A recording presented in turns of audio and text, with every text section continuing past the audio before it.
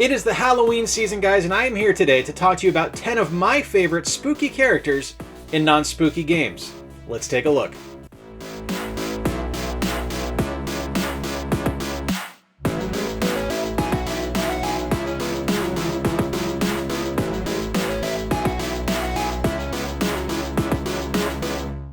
Alright, up first we have Cubone, and straight up, I love Cubone. I mean, just from a design perspective, he's one of the best of the original 151, right?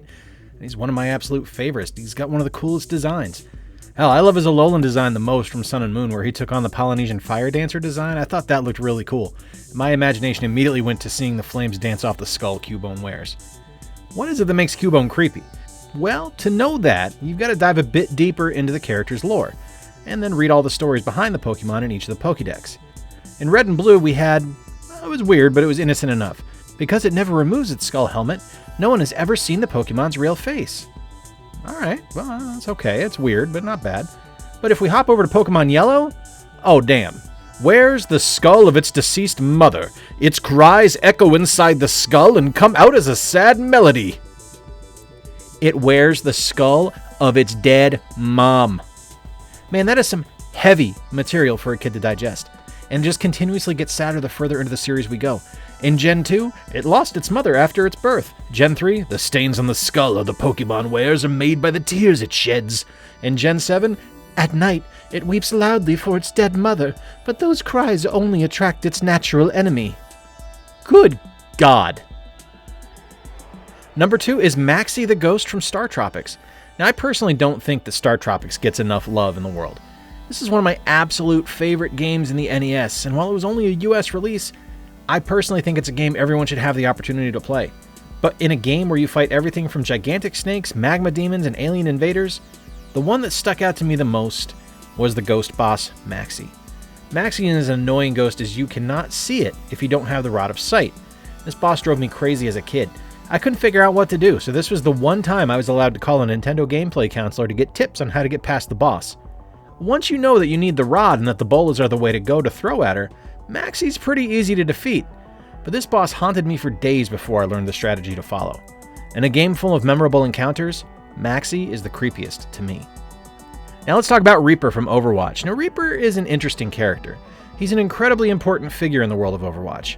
Gabriel Reyes used to be the leader of the original Overwatch. He went through a program sponsored by the US government to create a super soldier.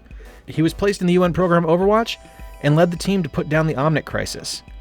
Around that time, though, the terrorist Reaper started appearing. And of course, Reyes grew ever more jealous of the allegiance many showed to Soldier 76 in Overwatch. So he had Moira conduct genetic modifications on him and gain the powers of Reaper, causing a rift in Overwatch after he attempted to kill Winston. Now he dons a black cloak and the visage of a skull, and he works for the terrorist organization Talon, causing chaos and death all over the globe. The Overwatch fandom wiki lists him as a high-functioning psychopath. And who am I to argue? He's got a love of murder and a desire for vengeance on perceived injustices against him. I mean, what else can you really expect from a guy who cracks jokes about death and shouts, "Die, die, die," when he performs his ultimate attack? It doesn't get much more distinct than an undead mariachi who also happens to be the king of the underworld. Carlos Kalaka is the main villain of Guacamelee and is the perpetual thorn in the side of our hero Juan in the first game. He kidnaps El Presidente's daughter and kills Juan all within the first 5 minutes of even starting up. And in a game full of striking design work, Kalaka stands head and shoulders above them all with his incredible look. A killer mariachi uniform, a massive sombrero, and an evil mustache all just add to the already creepy factor of his Dia de los Muertos sugar skull aesthetic.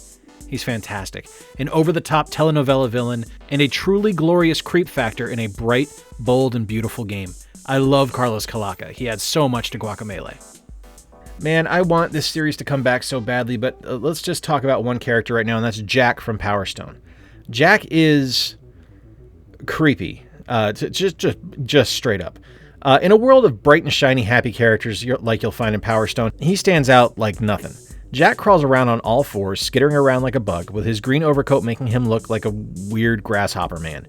He carries doubly sharp knives and has extendable limbs that allow him to stretch like Dalsum and spin his arms like a propeller, slicing and dicing his opponents. His face and body are heavily bandaged, and blood oozes from above his one exposed eye and on his legs.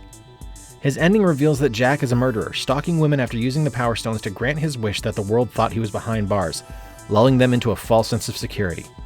Yeah, he's Jack the Ripper. In a series of games where you can play as an RFA pilot or a cowboy that can turn into mechs, Jack stands out as an especially creepy character. Next up, a character from one of my favorite fighting game series, King of Fighters, and I don't know if there was something in the water during 90s fighting game design meetings, but here we go with another serial killer in Choi from King of Fighters. As you can see, Choi bears more than a passing resemblance to a certain nightmare-inhabiting slasher from the 80s, between the fedora and bladed gloves. Of course, Choi doesn't use those gloves to trim the hedges. No, much like Freddy, he's a murderer. One of the well-known characters in King of Fighters, Kim Kap-Hwan, was on a walk late one night when Choi decided he'd, just try to kill him.